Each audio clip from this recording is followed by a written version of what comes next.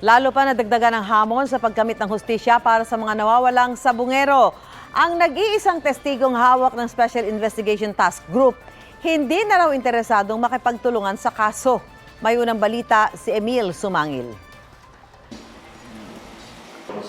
Sa isang gwardyadong safe house namin na-interview noon si alias RV. Siya ang nag-iisang testigong hawak ng Special Investigation Task Group.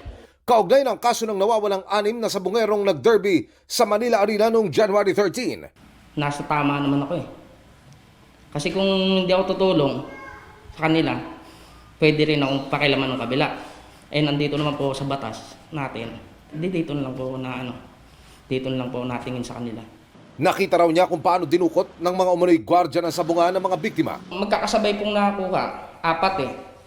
Si Marlon Bakay, si Mark Joseph Velasco, tapos Rondel Cristorum, tapos Roel Gomez. Si John Claude at saka si James Bakay, hindi ko po yung nakita kung saan kinuha. Basta nung nakita ko na lang, isinasakay na sila ron sa van. Malaking tulong daw sana sa kaso ang testigong si RV. Pero pagkatapos daw na iatras ng ilan sa mga pamilya ng mga nawawalang sabungero ang inihain nilang kaso nitong nakalipas na mga linggo, ang testigong si RV ayaw na rin daw tumestigo sa ibang kaso.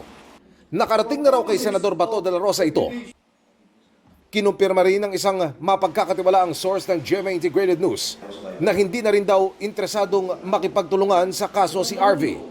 Ang iba pa sa kanak ng mga nawawalang sabungero, lalong ikinalungkot ang mga development na ito sa kaso. Parang mawawalan na rin kami ng pag-asa po. Hindi na po namin alam kung sino na yung totoo namin kakampi at makakatulong. Pero kami po, tutuloy pa rin po naman kaming lalaban hanggat may nakikita po kami na kahit katiting na pag-asa. Tiwala lang po talaga sa Panginoon natin. Hindi po kami atras, sir. Tuloy pa rin po yung laban namin. Hindi po namin kailangan yung pera nila. Alam po namin mayayaman sila, kaya nilang tapanan lahat ng pera. Kahit naman daw po matras na daw po yung mga family nung sa case number 1. Tuloy pa rin naman daw po yung yung kaso.